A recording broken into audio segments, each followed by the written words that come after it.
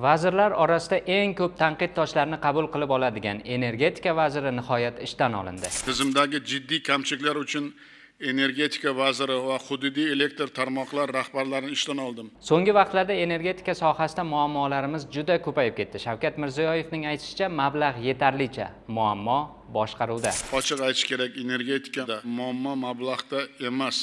Chunki qancha kerak bo'lsa topib beryapmiz. Muammo tizimni boshqaruvda. Odamlar, tadbirkorlar energetika tizimidan mutlaqo norozi ekanligini Prezident juda yaxshi bilar ekan. Odamlar ham, tadbirkorlar ham energetika tizimiga mas'ul bo'lgan rahbarlarning hozirgi ishdan mutlaqo norozi. Bo'lish kerak bo'lgan yig'ilish bo'lib o'tdi, ko'rilish kerak bo'lgan masalalar ko'rildi. Xo'sh, endi energetika tizimimizda ijobiy o'zgarishlarni ko'ramizmi?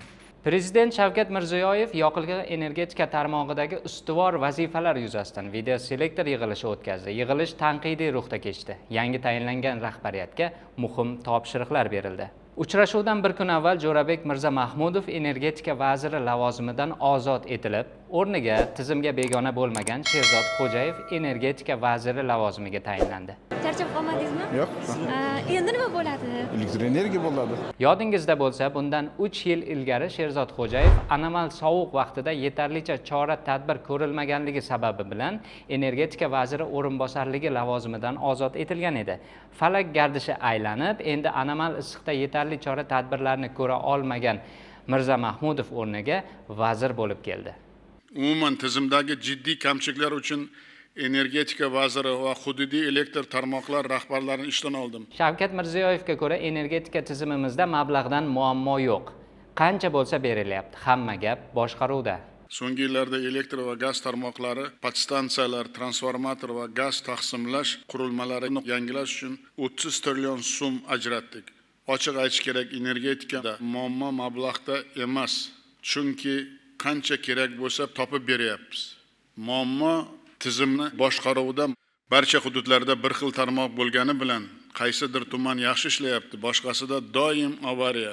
Chunki talab, nazorat, intizom har xil. Bizning rahbarlar odamlarning hayotini, tadbirkorlarning mushkulini oson qilishi zarur ekanligini bilishmaydi. Har yili yoz va qishda o'nlab podstansiyalar avariya bo'lyapti, yuzlab transformatorlar yonib ketyapti. Har bir uzilish tadbirkorlarga, iqtisodiyotga qancha zarar keltirganini hech kim hisob-kitob qilmasligini Shavkat Mirziyoyev bilar ekan. Shirin shahri, Yangi Hayot, Yakkasaroy va Ohangaron tumanlarida elektr iste'moli 2 karra ziyod oshgan. Hokimlar energiya iste'moli balansini aniq bilmagani uchun milliard mablag' havoga ketayotgani aytildi. Shuningdek, prezident hech bir hokimda infratuzilmani yaxshilash bo'yicha aniq hisob-kitob yo'qligini bildirdi. Umumiy qilib aytganda, tizimdagi jiddiy kamchiliklar uchun energetika vaziri va hududiy elektr tarmoqlari rahbari ishdan olindi. Milliy elektr tarmoqlari, issiqlik elektr stansiyalari, Transgaz va Hududgaz rahbarlariga yil yakunigacha sinov muddati belgilanadi. Natija bo'lmasa, ular ham ishdan ketadi.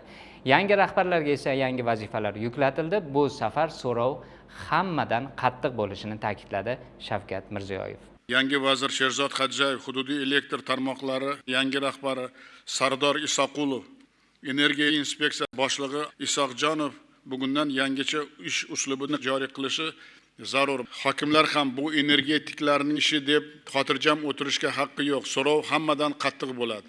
Shuningdek, yig'ilishda elektr va gaz ta'minotini tumanbay va mahallabay tashkil etish, Yangiyo'l tumanida namunaviy tizim yaratish, energetika sohasida sun'iy intellekt texnologiyalarini joriy etish, Andijon viloyatida suyultirilgan gaz ta'minotiga xususiy sektorni jalb qilish bo'yicha yangi tajribani boshlash yuzasidan topshiriqlar berildi. Yil yakunigacha suyultirilgan gaz ishlab chiqarishni 520 ming tonnadan 606 ming tonnaga yetkazish vazifasi qo'yildi. Xulosa qilib aytganda, Jo'rabek Mirzamahmudovning deyarli 4 yillik faoliyati energetika tizimimiz uchun murakkab kechdi. Na anomal sovuqqa, na anomal issiqqa tizimimiz bardosh bera olmadi.